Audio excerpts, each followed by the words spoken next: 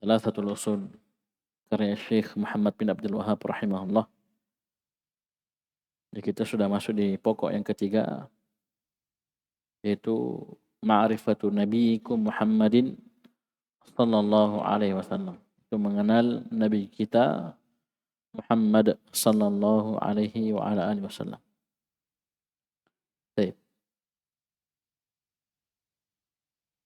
Nah, kita sudah baca keterangan Syekh.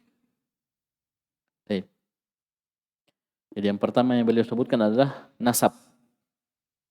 Yang pertama yang beliau sebutkan adalah nasab dari Nabi sallallahu alaihi wasallam.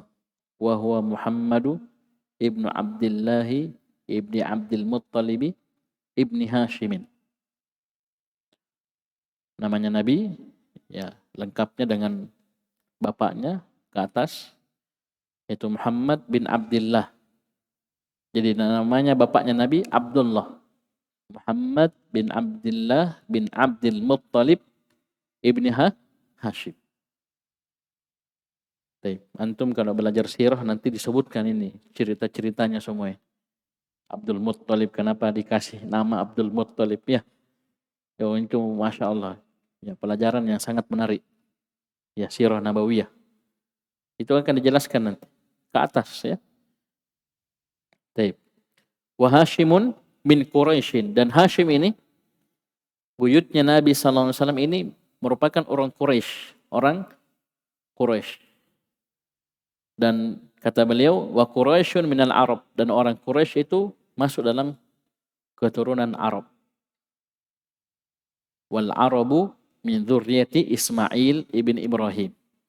Dan Arab, orang Arab itu merupakan anak keturunan dari Nabi Ismail bin Ibrahim alaihi wa ala nabiyina atau alaihima wa ala nabiyina afdhalus salatu wassalam.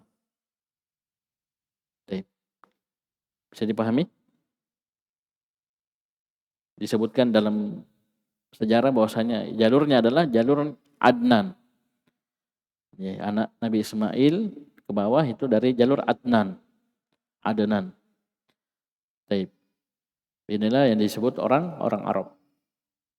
Dan ini ada pembahasan ya, ada pembahasan yang ma'ruf dalam pembahasan sejarah. Kemudian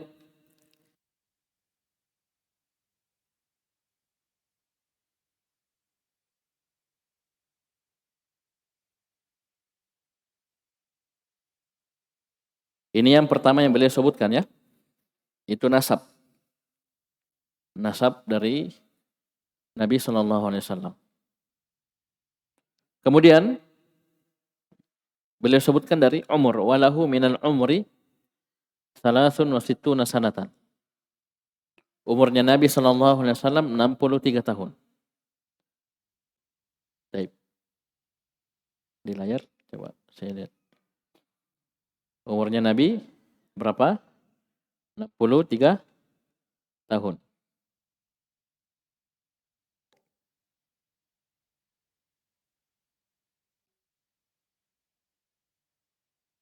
Baik. Umurnya Nabi sallallahu alaihi wasallam 63 tahun. Arba'una qabla an-nubuwah.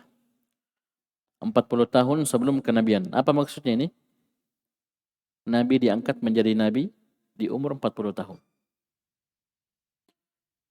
Kalau kita mau lihat sejarah lagi, Nabi sallallahu alaihi wasallam menikah pertama kali di umur berapa? Umur 25 tahun. Menikah dengan istri beliau radhiyallahu anha, Khadijah bintu Khuwailid radhiyallahu anha. Perempuan yang setia menemani Nabi SAW, suaminya yang tercinta dalam mengemban risalah. Perempuan yang sangat cerdas. Ya, perempuan yang sangat cerdas.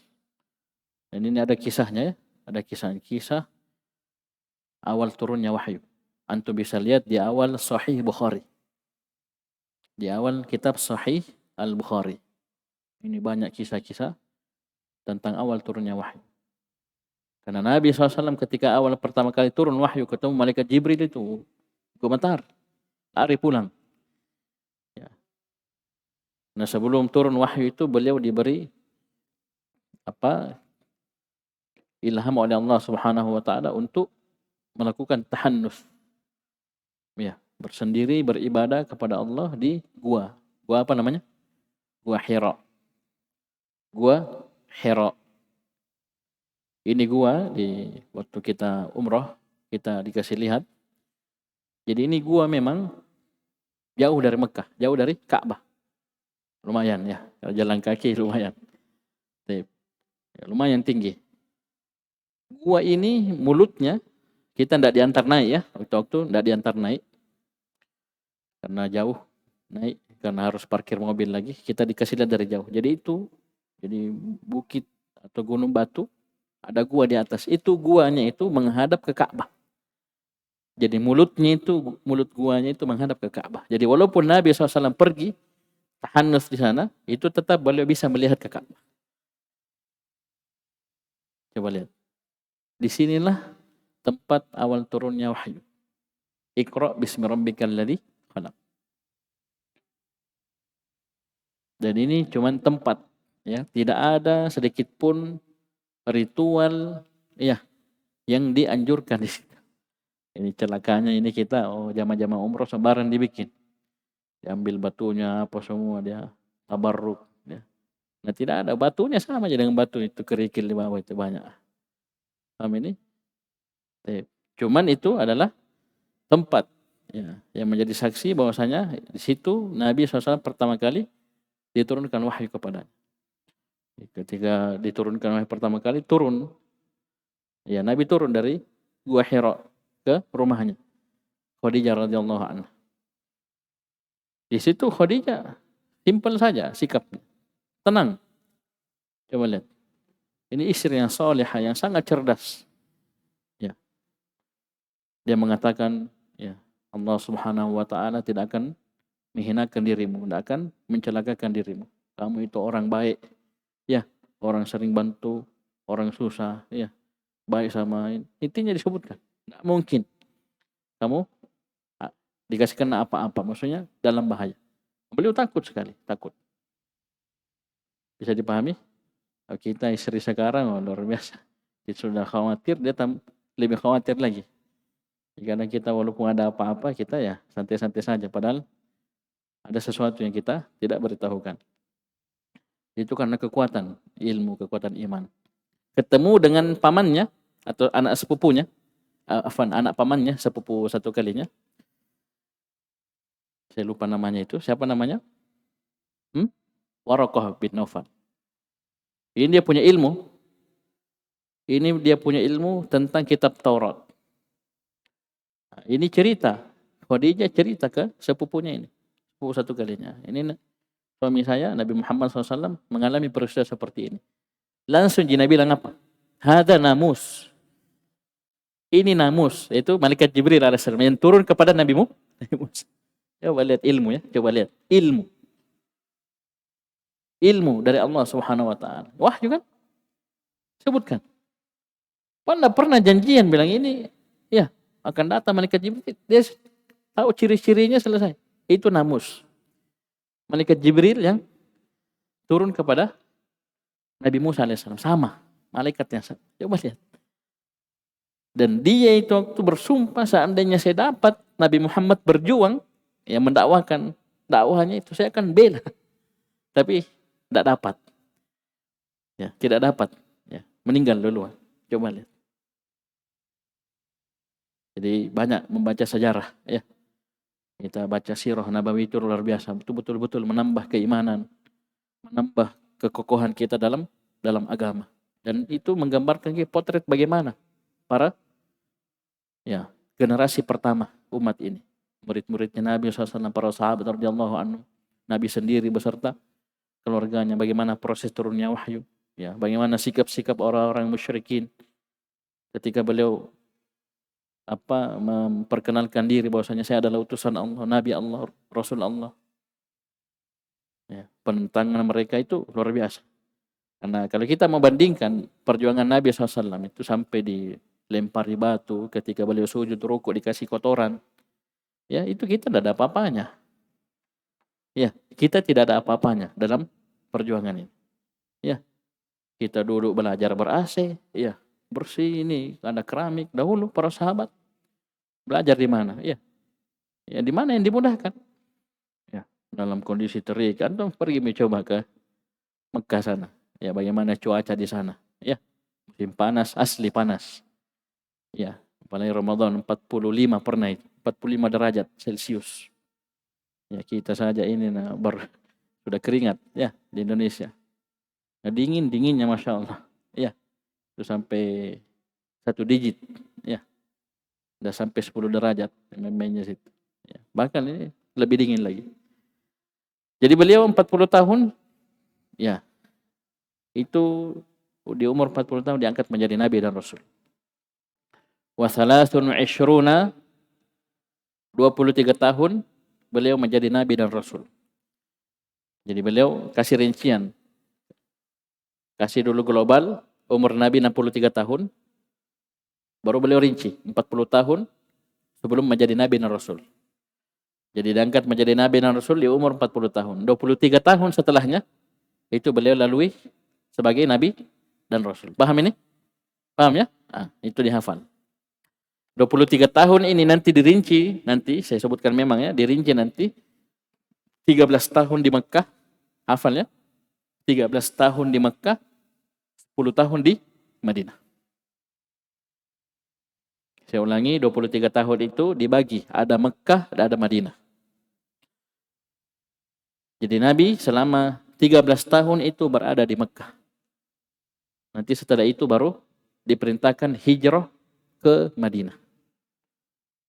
Bisa? Baik. Itu dihafal ya. Nubbi'a bi Iqra. Nabi diangkat menjadi nabi dengan turunnya Iqra bismi rabbikal ladzi khalaq. Iqra bismi rabbikal ladzi khalaq. Kemudian wa ursila bil muddatsir. Dan dia akan menjadi rasul dengan turunnya awal surah Al-Muddatsir.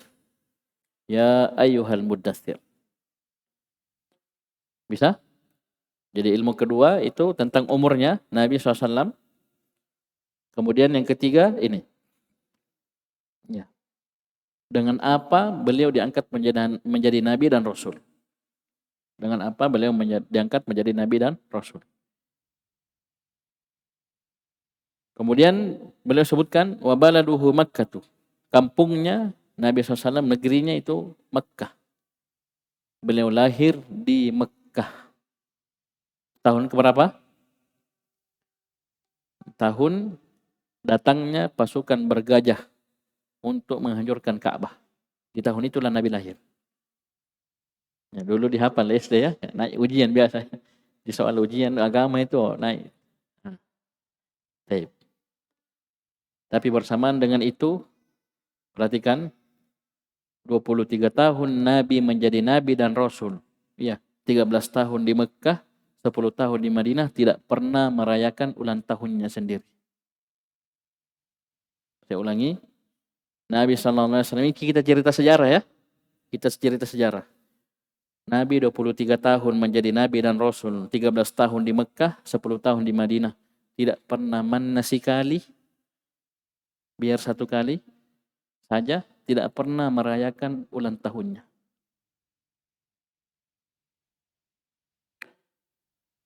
Sepeninggal Nabi SAW, Nabi meninggal sekitar tahun ke-11 Hijriah di bulan Rabiul Awal kalau tidak salah ya. Pulang haji di tahun ke-10, pulang haji beberapa, ingat ya, haji di bulan apa? Dzulhijjah, bulan 12. Berarti beberapa hari setelahnya sudah masuk tahun ke-11 Hijriah.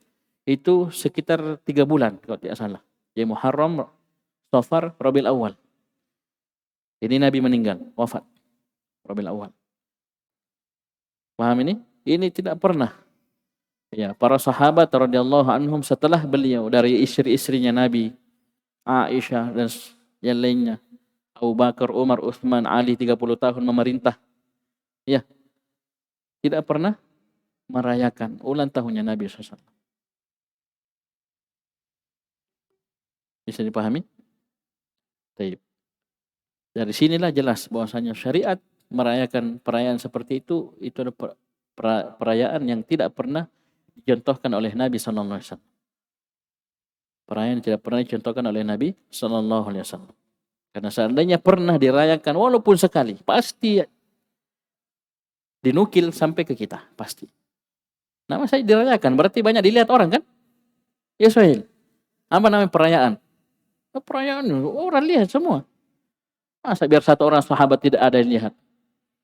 Nah kalau sudah dilihat oleh sahabat pasti dinukil ke kita, akan disampaikan.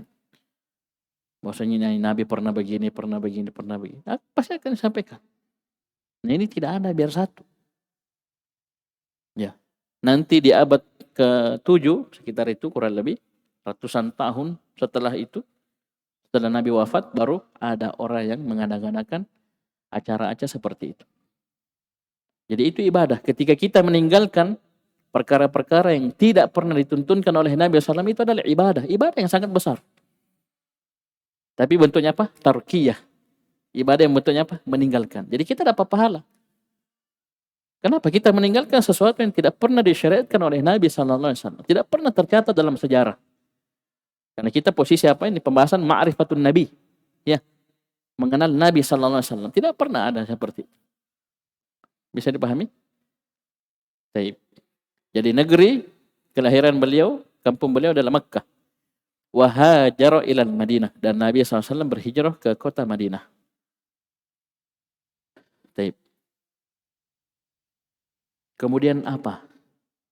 Bagaimana kesimpulan dakwah Nabi SAW? Syekh bawakan dengan 2 kalimat ringkas.